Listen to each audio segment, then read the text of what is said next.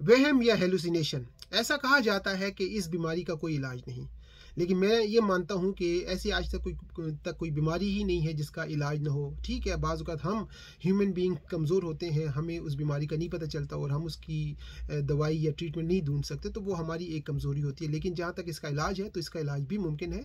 तो इस वक्त देखा जा रहा है दुनिया भर में बहुत सारे ऐसे लोग हैं जिनको वहम की बीमारी जो है वो बढ़ना शुरू हो गई है।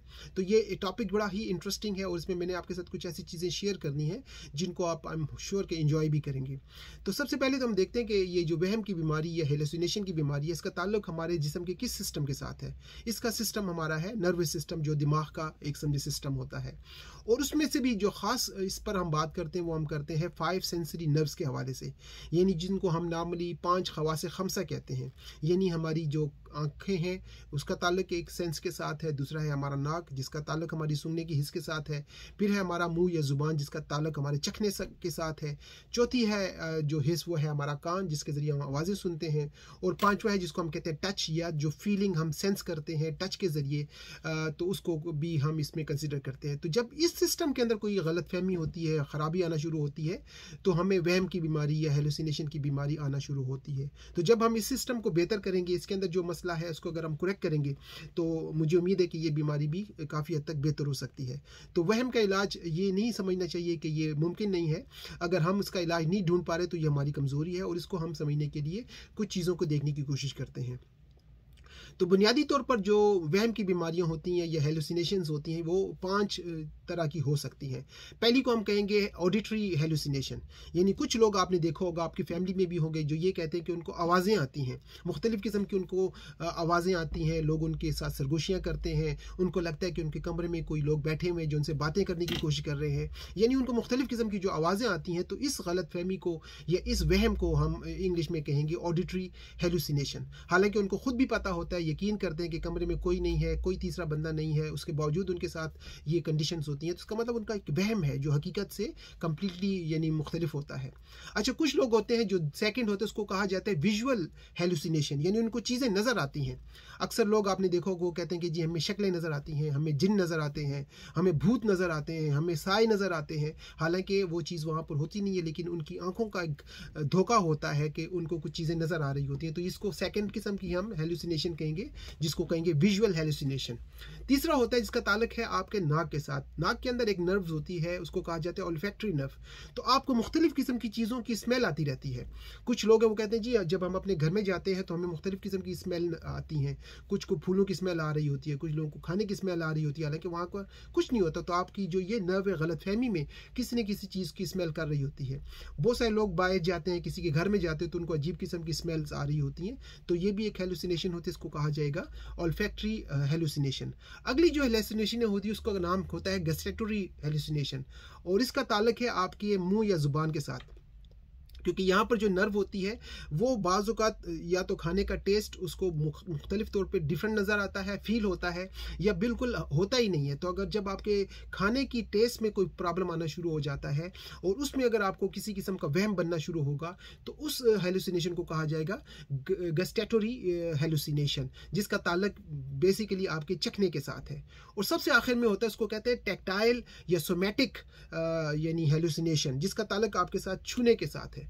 अक्सर लोग आपने देखा होगा वो कहते हैं कि उनको लगता है कि कोई लोग उनको छू रहे हैं, उनको टच कर रहे हैं, या उनकी स्किन के नीचे कोई क्रॉलिंग हो रही है, कोई सेंसेशन हो रही है, कोई चीज़ उनकी स्किन के अंदर मूव कर रही है। हालांकि इस तरह से होता नहीं है। अगर आप यकीन करें तो मेरे पास एक ऐसा मरीज़ आया कुछ दिन पहले जो ये कहता है कि उसको लगता है कि कोई बंदा उसके साथ हग करने की कोशिश कर रहा है। जब वो लेटता है तो कोई बंदा उसके सीने पे ऊपर आकर लेटता है, उसको लगता है कि कोई उसको यानी इस तरह पकड़े हुए है। तो ये एक सेंसेशन है, जिस तरह के होता नहीं है, लेकिन उसको ये लग रहा है कि कोई चीज़ जो है वो उसके साथ चिपक रही है या उसको तंग करने की कोशिश कर रही है। तो जब आपके साथ टच का मसला होगा, छूने की प्रॉब्लम होगी, तो उसको कहा जाएगा टैक्टाइल या सोमैटिक हेलुसिनेशन। तो ये तो 5 किस्म की हमारी जो है ना सेंसेशंस होती हैं या ओहाम होते हैं, वहम होते हैं।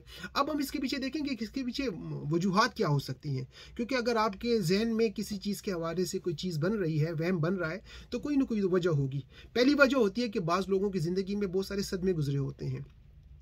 तो अगर किसी के साथ कोई सदमा हुआ है, कोई ट्रॉमा हुआ है, स्पेशली उसका ताल्लुक अगर आपके दिमागी या इमोशंस के साथ है, तो बाज़ वक़्त बचपन में हमारे साथ कुछ ऐसे वाक़यात हुए होते हैं, हमारी फैमिली में ऐसे मामलात होते हैं, तो वो चीज़ें हमारे सबकॉन्शियस माइंड में रहती हैं और वही हमें फिर वहम की बीमारी में मुब्तला कर देते हैं। और हमें फिर आवाज़ें भी आती हैं, हमें चीज़ें भी दिखाई देती हैं, हमें लगता है कि कुछ लोग हमारा पीछा कर रहे हैं, कुछ लोग हमें मारने की कोशिश कर रहे हैं, कुछ लोग हमें छूने की कोशिश कर रहे हैं। तो उसके पीछे माजी का कोई ना कोई सदमा एक बहुत इंपॉर्टेंट फैक्टर होता है। दूसरा, कुछ लोगों को ये बीमारियां तब होती है जब उनकी नींद पूरी नहीं होती, तो अगर आपकी नींद की कमी का मसला है। इसके अलावा कुछ बीमारियां हमारे जिस्म में होती हैं, खासकर जिनको नर्व्स का मसला होता है, न्यूरोटिक प्रॉब्लम्स होते हैं, यानी न्यूरॉन्स का ताल्लुक जो आपके दिमाग तक मैसेजेस लेकर जाते हैं, वहाँ पर कोई अगर डीजनरेशन का मसला हो तो उसमें भी ये बीमारी आ सकती है। और कुछ ऐसी दवाइयाँ होती हैं, आपने देखा होगा कि जिनके खाने के बाद हमारे दिमाग का जो ना फंक्शन सही काम नहीं करता, हमें ब्रेन फॉग होता है, हमें बीमारी भूलने वाली शुरू हो जाती है। तो कुछ दवाइयाँ, कुछ बीमारियाँ, उनके साइड इफ़ेक्ट्स ऐसे होते हैं जो कि आपके दिमाग के उस हिस्से को अफेक्ट करती हैं जिनका ताल्लुक आपके इन 5 सेंसरी नर्व्स के साथ होता है। तो ज़रूरी है कि आप अपने किसी अच्छे क्वालिफाइड डॉक्टर से मिलें, मशवरा करें, डायग्नोस करें और कॉज को डिस्कस करने के बाद मसले को हल करने की कोशिश करें। क्योंकि अगर ये मसला ठीक नहीं होता तो आगे चलकर यही बीमारियां फिर पागलपन का शिकार हो सकती हैं। लोग ये समझते हैं, बाज़ औक़ात जो सुपरस्टिशियस किस्म की जिनके बिलीव होते हैं, यानी तो वहम परस्त जो लोग होते हैं, वही कहते हैं कि आप पर किसी ने कोई साया कर दिया है, जिन्नात आप पर आ गए हैं, या कोई लोग आपको कंट्रोल करने की कोशिश कर रहे हैं। तो वो एक अलग सब्जेक्ट है, वो एक स्पिरिचुअल हीलर की जब हम बात करेंगे तो उसमें उसकी एक अलग अप्रोच होती है। तो ज़्यादातर लोग फिर इन चीज़ों को उस तरह का नाम देना शुरू कर देते हैं, लेकिन ये ज़्यादातर ताल्लुक इन चीज़ों का आपके सेंसरी नर्व्स के साथ है।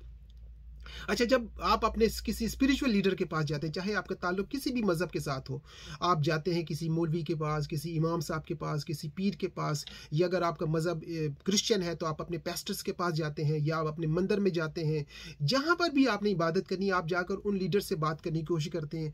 फिर वो आपको कुछ पढ़ने के लिए चीज़ें देते हैं, कुछ तावीज़ देते हैं, घर में आकर आपके घरों में कुछ पानी वगैरह दम किया हुआ दिया जाता है। तो वो भी एक अच्छा अमल है। उसकी वजह यह है, और उसको हम सेकेंड इसलिए करते हैं कि स्पिरिचुअल हीलिंग भी होलिस्टिक हीलिंग की ही एक ब्रांच है। क्योंकि जब आप किसी चीज़ पर यकीन करते हैं तो वो यकीन आपका इलाज होता है। जब आप किसी दवाई को भी लेते हैं और यकीन के साथ लेते हैं कि ये दवाई आपको शिफा देगी तो आप ठीक होते हैं। अगर आपको उस दवा पर यकीन नहीं होता तो वो दवाई आपको फ़ायदा नहीं दे सकती। कभी कभी आपको यकीन है कि आप मिट्टी खाएंगे किसी ख़ास जगह की, पाक जगह की, तो आप ठीक हो जाएंगे, तो वो मिट्टी में भी बाज़ों का शिफा हो जाती है। तो जब आप किसी भी मज़हब में अपने स्पिरिचुअल लीडर्स के पास जाते हैं जिनको आप यकीन करते हैं, उनके साथ आप काउंसलिंग करते हैं, बातें करते हैं, डिस्कस करते हैं, तो वो जो यकीन होता है आपका उनके ऊपर, जो फर्म बिलीफ होता है या ब्लाइंड बिलीफ होता है, वही आपको ठीक करता है। तो उनकी जो बिहेवियर होते हैं या जिस तरह से भी वो आपको तावीज़ वगैरह लिख कर देते हैं, आप चूंकि उनका यकीन आप करते हैं तो आपके माइंड की जो कंपल्शंस होती है उसको चेंज करते हैं। लेकिन बाज़ वक़्त आपको माइंड को यानी परसीव करवाना पड़ता है, कन्विंस करना पड़ता है। जब आपका माइंड किसी चीज़ पर यकीन करने लगे तो ये वहम की बीमारी ख़त्म हो सकती है। तो आप ज़रूर स्पिरिचुअल हीलिंग भी करें, लेकिन इसके साथ साथ जो अमूमी इलाज होता है डॉक्टरों का, कन्वेंशनल मेडिसिन या जो होलिस्टिक मेडिसिन है, उसका भी आप इलाज कर सकते हैं। क्योंकि अगर आप इसका इलाज नहीं करते, चाहे आप जिस तरह से भी इससे मुतमईन नहीं है, तो आगे चलकर आपके लिए मैनिया, हाइपरमेनिया, स्किज़ोफ्रेनिया, मुख्तलिफ किस्म के जो साइकेट्रिक डिसऑर्डर्स होते हैं वो बन सकते हैं। लोग डिप्रेशन में चले जाते हैं, उनकी आइसोलेशन हो जाती है, घरों में मुश्किलात आना शुरू हो जाती हैं, आपके घर का माहौल चेंज होना शुरू हो जाता है। और कुछ लोग तो इस चीज़ को इतना अपने ऊपर हावी कर लेते हैं कि उनकी अपनी जो कैफियत है बदलना शुरू हो जाती है, उनके जिस्म से अजीब किस्म की आवाज़ें आएंगी, उनके हाथ पांव मुड़ना शुरू हो जाते हैं, और ये सारा ताल्लुक आपके दिमाग के साथ है। तो आप ये भी समझते हैं कुछ लोग कि आपके साथ जो ना आपका खुदा बातें कर रहा है।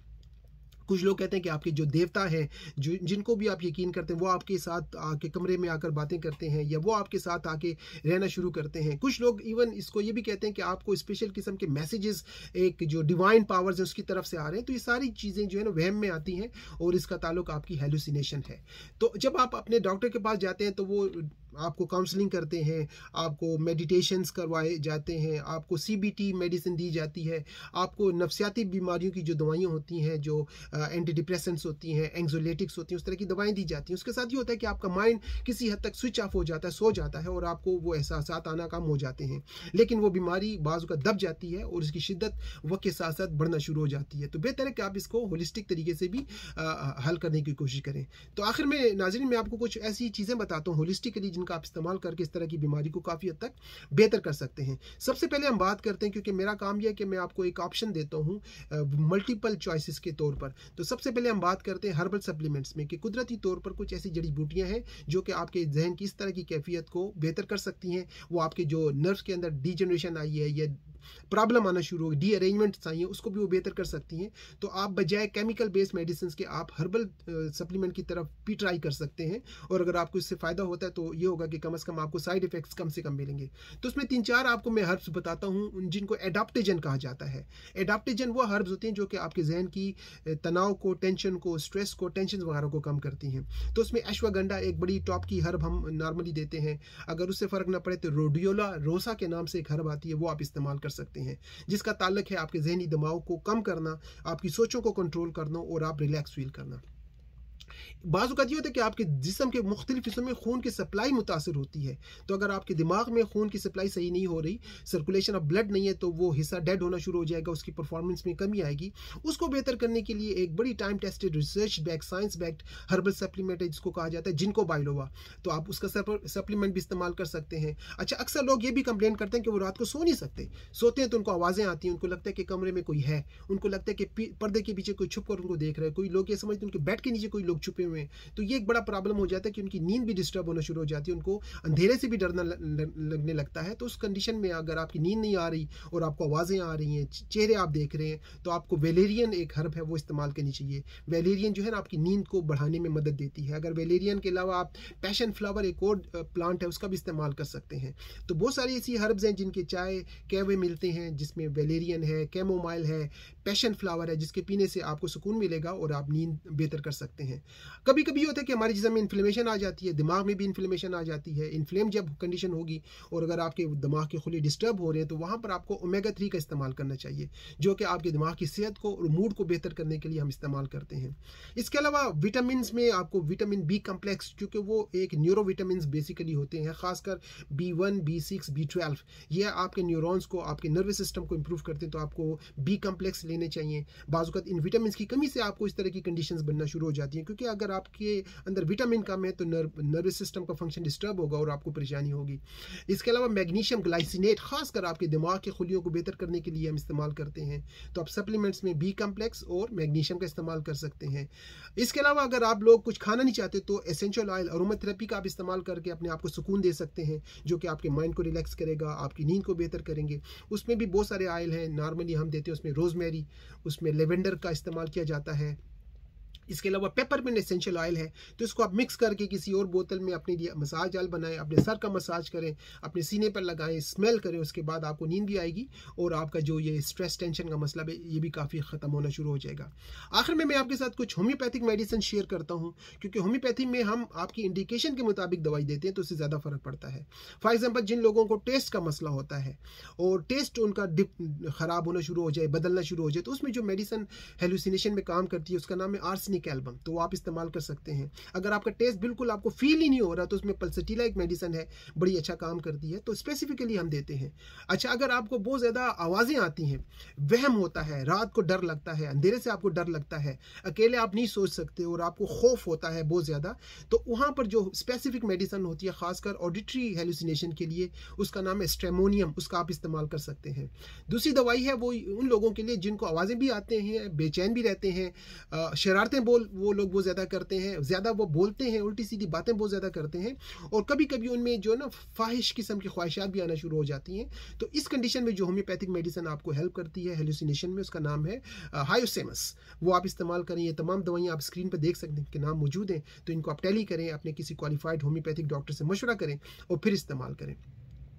अगर आपको लगता है कि आपके सर के अंदर मुस्तकिल तौर पर आवाज़ें हैं, यानी आप बिल्कुल किसी वक्त भी आवाज़ों से फारग नहीं होते, हर वक्त आपको लोगों की आवाज़ें आ रही हैं और आप डिस्टर्ब हो गए हैं और आपका जो है ना गुस्सा भी बहुत ज़्यादा है, आप बाज़ औक़ात एब्यूसिव हो जाते हैं, गाली गलौज भी करते हैं, यानी इतना आपका मेंटल लेवल डिस्टर्ब है, तो वहाँ पर जो मेडिसिन काम करती है उसका नाम है एनाकार्डियम, आप वो इस्तेमाल कर सकते हैं।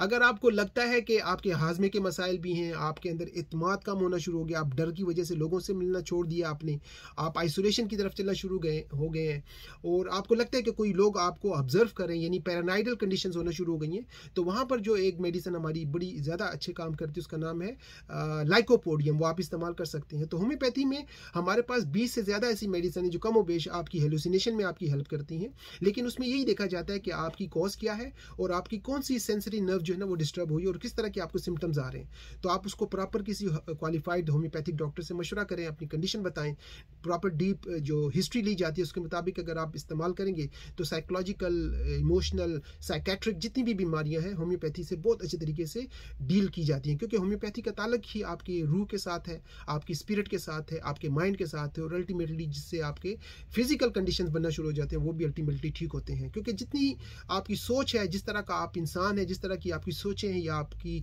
फीलिंग्स हैं, वही आपकी जिस्मानी बीमारियों की वजूहात होती हैं। तो नाज़रीन, ये एक मुख्तसर सी वीडियो थी, थोड़ी सी लंबी हो गई क्योंकि इसमें टॉपिक मैंने 5 कवर किए, 5 किस्म की जो हेलुसिनेशन या वहम होते हैं उसको हमने देखने की कोशिश की। लेकिन नटशेल ये है कि अगर आपको वहम की बीमारी है, आपको चीज़ों पे यकीन नहीं आता, हमेशा शक करते रहते हैं, और आपको यानी बाज़ औक़ात ये लोग ये भी होता है कि उनको वहम होता है कि कोई लोग उनको मारने की कोशिश कर रहे हैं या जो दवाइयाँ खा रहे हैं वो उनको नुकसान देंगी, तो उसको पैरानाइडल कंडीशंस कहते हैं। तो उसको भी हम इस तरह से होलिस्टिकली डिस्कस करके बेहतर कर सकते हैं। तो ठीक है, आप अपना ख्याल रखें। अगर आपकी फैमिली में आपको इस तरह की कंडीशन है, अगर आपको मुझसे कंसल्टेशन चाहिए तो आप मुझसे टेली कंसल्टेशन भी ले सकते हैं। बहरहाल, आप सेल्फ मेडिकेशन को अवॉइड करें, प्रॉपर डायग्नोज करके राइट ट्रीटमेंट का इस्तेमाल करें। Take care.